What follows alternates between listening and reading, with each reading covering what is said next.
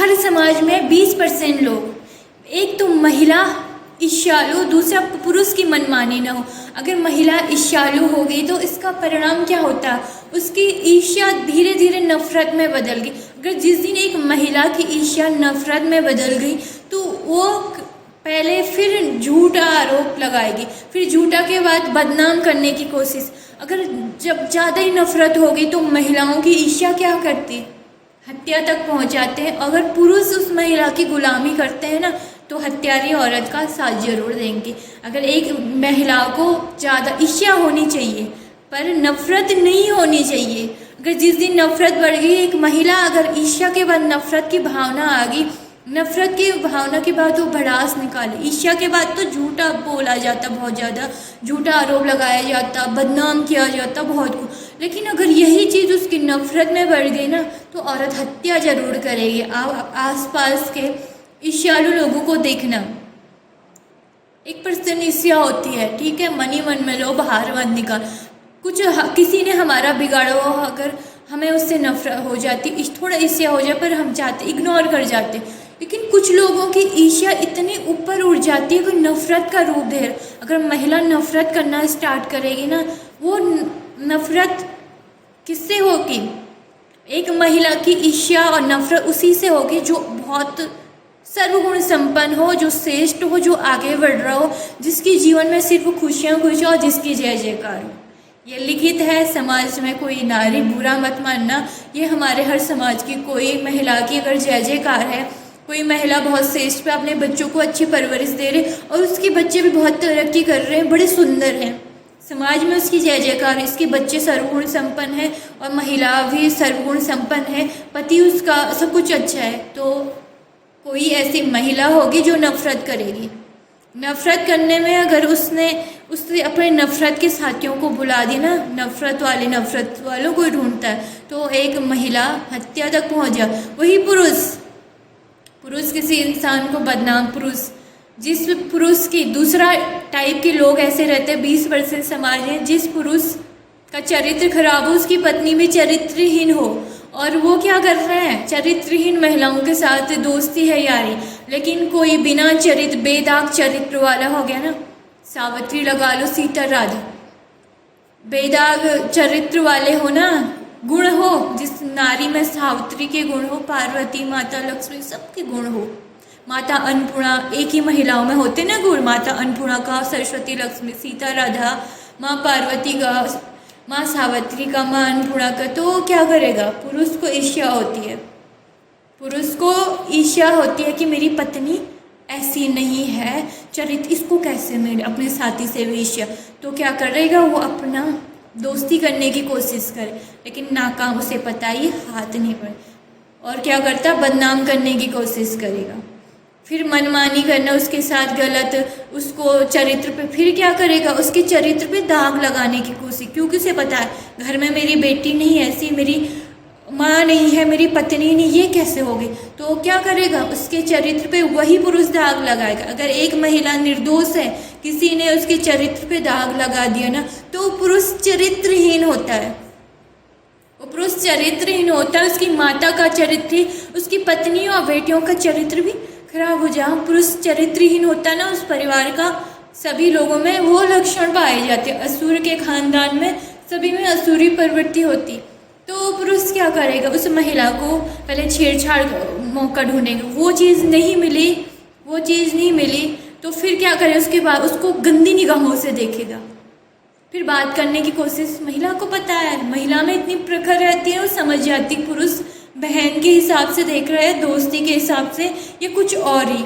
महिला की प्रखर शक्ति बड़ी तेज रहती है, वो भाप लेती कौन से पुरुष मुझे किस एंगल से देख रहा है, और इसीलिए जो महिला भाप लेती ना, उसको चाहिए कि हाँ भाई देखिए वो उसकी ओर जाए, इसको पता है कि ये मुझे इससे दूरियां बनाई, वो महिला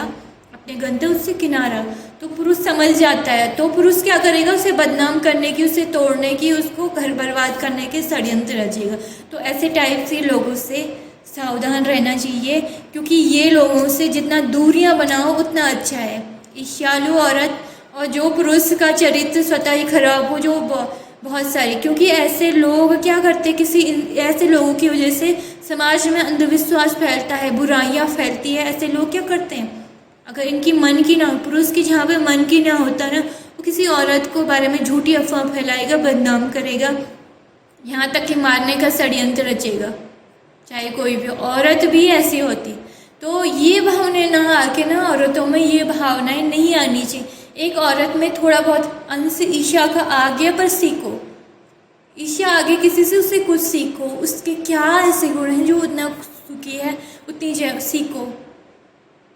पुरुष से नफरत मत फैलाओ, नफरत की भावना नहीं आनी चाहिए ना, ईर्ष्या आगे थोड़ा बहुत। और वही पुरुष में चरित्रहीन वाली भावना पर अपने क्या करो, कोई अच्छी औरत है ना, उससे सीखना चाहिए। तो हर जगह दो टाइप के लोग जरूर होते हैं, ईर्ष्यालु औरत और चरित्रहीन पुरुष। ये इनका टारगेट रहता है किसी अच्छे इंसान को परेशान करना। बाद में क्या होता है, कर्मा कूड़ा क्या होता है, हम फेंक रहे ना, जहाँ पर ऊपर फेंको सर पे आता, तो वो इस तरह का कूड़ा फेंकते हैं। चरित्रहीन पुरुष, स्त्री, ईर्ष्यालु, उनका कूड़ा जमीन के नीचे नहीं जाता, उनका कूड़ा जो फेंक रहे ना, सोचते हम में फेंक, पर ऐसे कर फेंकते वो कूड़ा स्वतः ही उन पे आ जाता है। हम सोच रहे हैं हम इसके बारे में बहुत कुछ बोल देते हैं, झूठा आरोप, चोरी का, निर्दोष को। और शिकार क्या रहता है, ईर्ष्यालु औरत का, नफरत वाली और चरित्रहीन पुरुष का।